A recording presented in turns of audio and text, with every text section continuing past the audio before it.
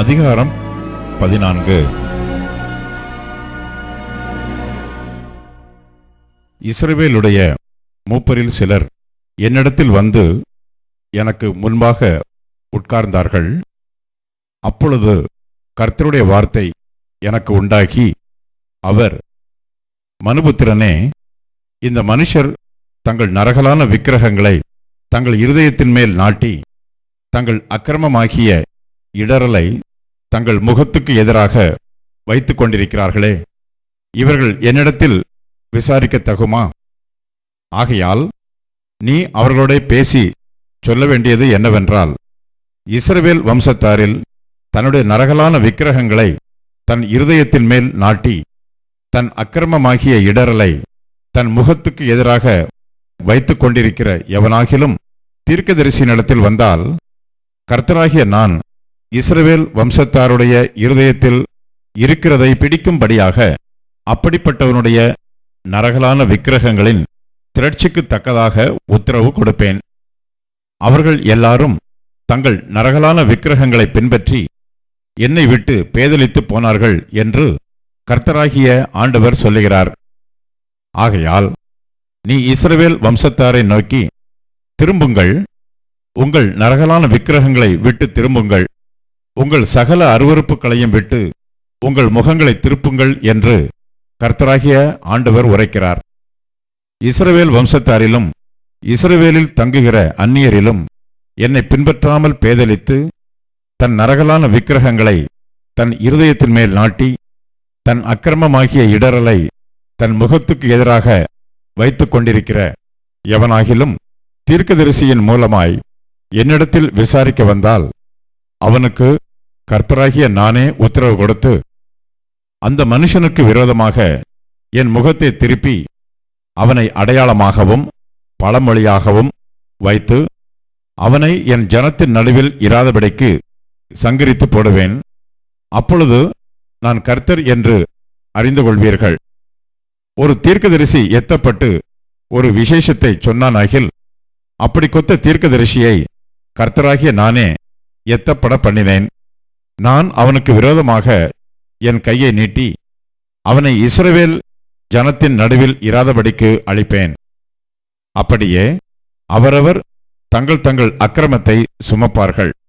தீர்க்கதரிசியினிடத்தில் விசாரிக்கிறவனுடைய தண்டனை எப்படியோ அப்படியே தீர்க்கதரிசியினுடைய தண்டனையும் இருக்கும். இஸ்ரவேல் வம்சத்தார் இனி என்னை விட்டு வழிதப்பி போகாமலும் தங்கள் எல்லா மீறுதல்களாலும் இனி அசூசிப்படாமலும் இருக்கும் பொருட்டாக இப்படி சம்பவிக்கும். அப்பொழுது அவர்கள் என் ஜனமாயிருப்பார்கள், நான் அவர்கள் தேவனாயிருப்பேன் என்று கர்த்தராகிய ஆண்டவர் உரைக்கிறார் என்று சொல் என்றார். கர்த்தருடைய வார்த்தை எனக்கு உண்டாகி, அவர், மனுபுத்திரனே, ஒரு தேசம் எனக்கு விரோதமாய் துரோகம் பண்ணிக்கொண்டே இருந்து பாவம் செய்தால், நான் அதற்கு விரோதமாக என் கையை நீட்டி அதில் அப்பம் என்னும் ஆதரவு கோலை முறித்து அதில் பஞ்சத்தை அனுப்பி மனுஷரையும் மிருகங்களையும் அதில் இராதபடிக்கு நாசம் பண்ணுவேன். அப்பொழுது நோவா, தானியேல், யோபு ஆகிய இம்மூன்று புருஷரும் அதன் நடுவில் இருந்தாலும் அவர்கள் தங்கள் நீதியினால் தங்கள் ஆத்துமாக்களை மாத்திரம் தப்புவிப்பார்கள் என்று கர்த்தராகிய ஆண்டவர் சொல்லுகிறார். நான் தேசத்தில் துஷ்ட மிருகங்களை அனுப்ப அம்மிருகங்களின் நிமித்தம் ஒருவரும் அதன் வழியாய் நடக்கக்கூடாதபடி வெறுமையும் பாழுமாகும்போது அந்த மூன்று புருஷரும் அதன் நடுவில் இருந்தாலும் தாங்கள் மாத்திரம் தப்புவார்களே அல்லாமல் குமாரரையாகிலும் குமாரத்திகளையாகிலும் தப்புவிக்க மாட்டார்கள். தேசமும் பாழாய்ப்போகும் என்று என் ஜீவனை கொண்டு சொல்லுகிறேன் என்பதை கர்த்தராகிய ஆண்டவர் உரைக்கிறார்.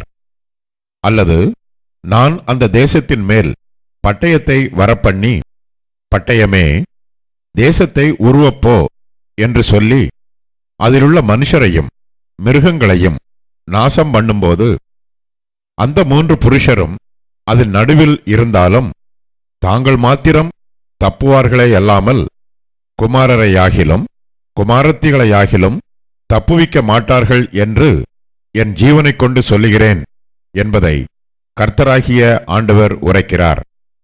அல்லது நான் அந்த தேசத்தில் கொள்ளை நோயை அனுப்பி அதிலுள்ள மனுஷரையும் மிருகங்களையும் நாசம் பண்ணும்படி அதன் மேல் இரத்தப் பழியாக என் உக்கிரத்தை ஊற்றும்போது நோவாவும் தானியேலும் யோபும் அதன் நடுவில் இருந்தாலும் அவர்கள் தங்கள் நீதியினால் தங்கள் ஆத்துமாக்களை மாத்திரம் தப்புவிப்பார்களே அல்லாமல் குமாரனையாகிலும் குமாரத்தியையாகிலும் தப்புவிக்க மாட்டார்கள் என்று என் ஜீவனைக் கொண்டு சொல்லுகிறேன் என்பதை கர்த்தராகிய ஆண்டவர் உரைக்கிறார்.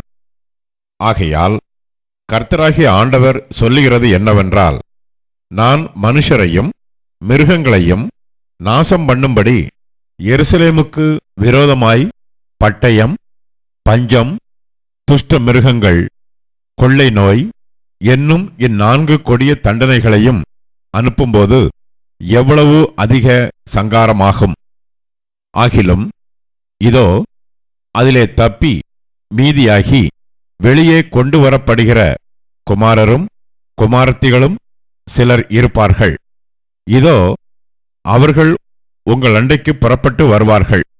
அப்பொழுது நீங்கள் அவர்கள் மார்க்கத்தையும் அவர்கள் கிரியைகளையும் கண்டு, நான் எருசலேமின் மேல் வரப்பண்ணின தீங்கையும் அதின்மேல் நான் வரப்பண்ணின எல்லாவற்றையும் குறித்து தேற்றப்படுவீர்கள். நீங்கள் அவர்கள் மார்க்கத்தையும் அவர்கள் கிரியையையும் காணும்போது அவர்கள் உங்களுக்கு தேற்றரவாயிருப்பார்கள். நான் அதிலே செய்த எல்லாவற்றையும் முகாந்திரமில்லாமல் செய்யவில்லை என்று அப்பொழுது அறிந்து கொள்வீர்கள் என்பதை கர்த்தராகிய ஆண்டவர் உரைக்கிறார் என்று சொன்னார்.